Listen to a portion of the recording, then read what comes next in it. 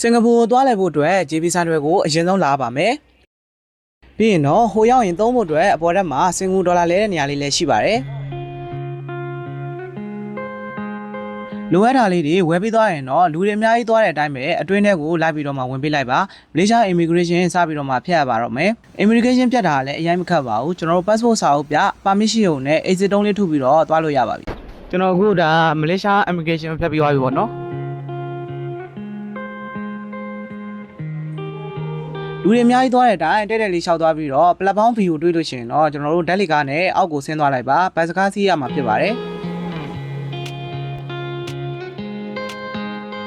ဘတ်စကားစီးရတာလည်းအရင်မခတ်ပါဘူးကြိုက်တဲ့ကားကိုတက်စီးသွားလို့ရပါတယ်ကျွန်တော်ကတော့ဒီ CW2 နဲ့ပဲသွားမှာဖြစ်ပါတယ်အခုမှစင်ကာပူစပြီးသွားမဲ့သူတွေအတွက် MRT ကတ်မရှိလို့စိတ်ပူစရာမလိုပါဘူးမလေးရှား ringgit 5ချက်ထည့်ပြီးတော့မှဘူဂစ်တီဒါလိုက်သွားလို့ရပါတယ်ဘူဂစ်တူအောင်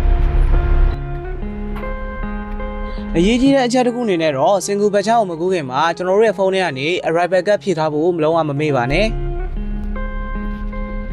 ဒီဘက်ကအောင်ရောက်လာပြီဆိုလို့ရှိရင်တော့ immigration စပြီးဖျက်ရပါမယ်စင်ကာပူချက်ပိုင်မှာသုံးဖို့အတွက် QR passport လေးတွေကို ready လုပ်ထားဖို့လိုပါတယ်စင်ကာပူ immigration ဖျက်တာကလည်းအရင်မခက်ရင်ပါဘူး all passport ဆိုတဲ့ line မှာတန်းစီပြီးတော့မှ QR ဖတ်မျက်နှာစကန်ဖတ်ပြီးတော့မှသွားလို့ရပါပြီပြီးရင်တော့အောက်ကိုဆင်းပြီးတော့မှဘတ်စကားစီးဖို့ CW2 ဆိုတဲ့ line ကိုသွားရပါမယ်မလေးရှားဘက်ချမ်းမှာစီးလာခဲ့တဲ့စစ်လစ်စာရွက်လေးပြပြီးတော့မှဒီကားတွေကိုစီးလို့ရပါတယ်ပတ်ဆက်လုံးကပေးစရာမလိုပါဘူး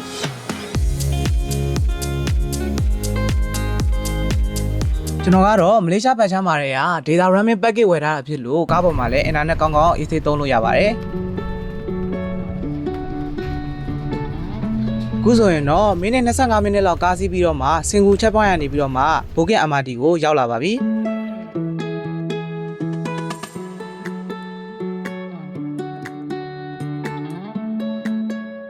ကားမတိုင်နဲ့ MRT ကနည်းနည်းလေးလမ်းလျှောက်ရတာဖြစ်တဲ့အတွက်လမ်းမသိမှလည်းအရင်စိတ်မပူပါနဲ့လူတွေအများကြီးသွားတဲ့အတိုင်းသာလိုက်သွားပေးလိုက်ပါဒါကတော့ဘူကစ် MRT ကိုရောက်လာပါပြီဒီညောင်ရောက်ပြီဆိုတာနဲ့ဓာတ်လေကားနဲ့အောက်ကိုဆင်းသွားပေးလိုက်ပါ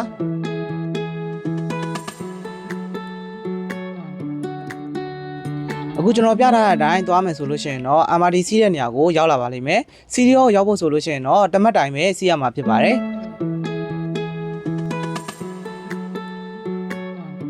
ဒီနေရာမှာအခုမှလာတဲ့သူတွေဆိုလို့ရှိရင်တော့ MRT ကလုံးဝရှိမှာမဟုတ်ပါဘူးအဲ့တော့ကောင်တာတွေမှာအလွယ်တကူပဲဝယ်လိုက်ပါစင်ကာပူဒေါ်လာ30ဆိုလို့ရှိရင်ရပါပြီ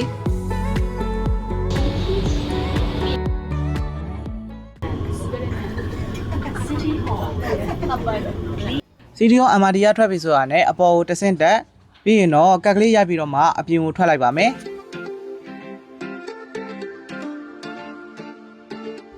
ဒီနေရာထိရောက်လာပြီဆိုရင်တော့ရန်ကုန်ကလှဲတန်းလိုပဲသဘောထားလိုက်ပါမြန်မာတွေအများကြီးရှိပါတယ်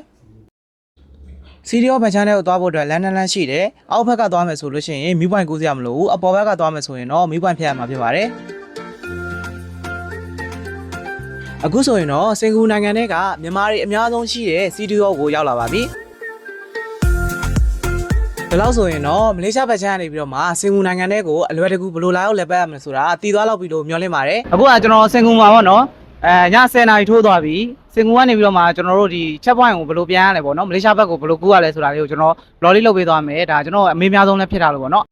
ကျွန်တော်ကစီရီယောကနေပြန်มาဆိုတော့ MRT ရှိတဲ့နေရာကိုလမ်းလျှောက်ပြီးတော့မှသွားပါမယ်MRT အတွင်းထဲကိုရောက်ပြီဆိုရင်တော့ကျွန်တော်တို့ကဆက်လီကားနဲ့အောက်ဆုံးထိကိုဆင်းသွားမှာဖြစ်ပါတယ်ဒီမှာကျွန်တော်တို့ဒါစီရီယောကနေပြီးအစိမ်းလိုင်းကနေပြီးတော့မှကျွန်တော်တို့တမှတ်နိုင်ပါတော့ဘူဂစ်ကိုပြန်ပြီးတော့မှစီးပါမယ်ဘူဂစ်ကနေပြီးတော့မှကျွန်တော်တို့ဒါဘတ်စကားနဲ့ပေါ့နော်ပြန်ပြီးတော့မှသွားမှာဖြစ်ပါတယ်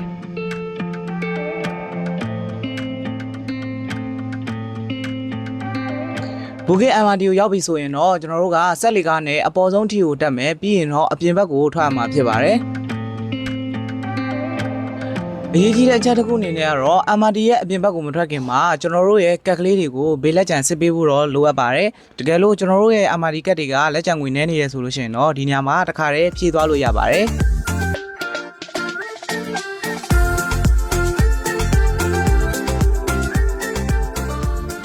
ဘူကင် MRD ကနေအပြင်ကိုထွက်ပြီးတာနဲ့ဗတ်စကားမှတ်တိုင်ရှိတဲ့နေရာကိုလမ်းလျှောက်သွားရမှာဖြစ်ပါတယ်ကျွန်တော်တို့လိုမျိုးပဲမလေးရှားဘက်ချမ်းကိုပြန်တဲ့သူတွေအများကြီးရှိတာဖြစ်လို့လမ်းမသိမှလည်းလုံးဝစိတ်ပူစရာမလိုပါဘူးလူတွေအများကြီးသွားတဲ့အတိုင်းသာလိုက်သွားပေးလိုက်ပါ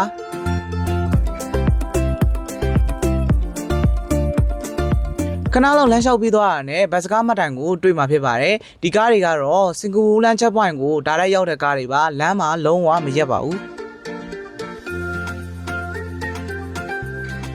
ဗတ်စကားစီးဖို့အတွက်ဆိုရင်တော့ကျွန်တော်တို့ကစောစောကဘေးစစ်လာခဲ့တဲ့ MRD ကလေးရိုက်ပြီးတော့မှအလွယ်တကူပဲစီးသွားမှာဖြစ်ပါတယ်ဒီမှာပြန်ပေးလာတဲ့စလစ်ဆောင်ရည်လေးကိုတော့တင်ထားဖို့လိုအပ်ပါတယ်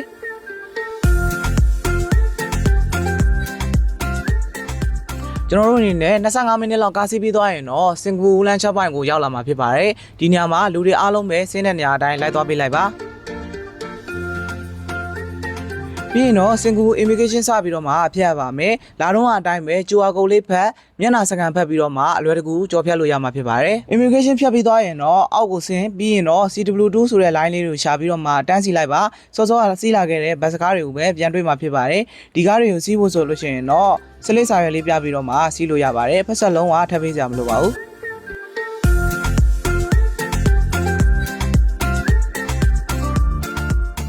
မလေးရှားဘက်ချမ်းကိုပြန်ရောက်လာပြီဆိုလို့ရှိရင်တော့ immigration ဖြတ်ဖို့အတွက် arrival platform ကနေပြီးတော့မှအပေါ်ကိုတက်သွားပေးလိုက်ပါ immigration စပြီးတော့မှဖြတ်ရပါမယ်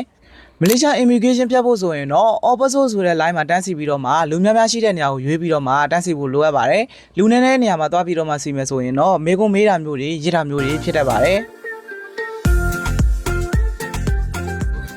အခုဆိုရင်တော့ JP Central ကိုပြန်ရောက်လာပြီဖြစ်လို့မိတ်ဆွေတို့ကိုကြိုက်တဲ့ platform ကနေဆင်းပြီးတော့မှအလွယ်တကူပဲပြန်လို့ရပြီပဲဖြစ်ပါတယ်